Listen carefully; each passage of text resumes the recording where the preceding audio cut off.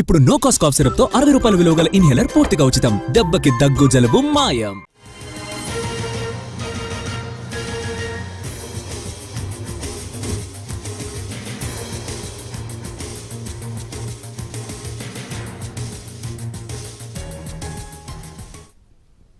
నంద్యాల జిల్లా ఆత్మకూరులో తీవ్ర ఉద్రిక్తత చోటు చేసుకుంది. ఆత్మకూరులో టీడీపీ గ్రూప్ రాజకీయాలు రచ్చకెక్కాయి.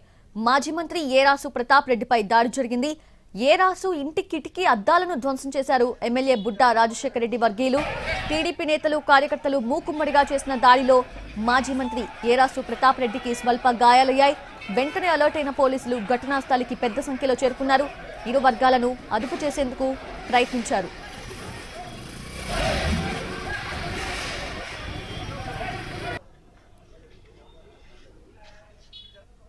ఆత్మకూరులో దివ్యాంగుల పరికరాల పంపిణీకి నంద్యాల ఎంపీ బైరెడ్డి శబరి హాజరు కావడంతో ఏరాసు ప్రతాప్ రెడ్డి కూడా వెళ్లారు.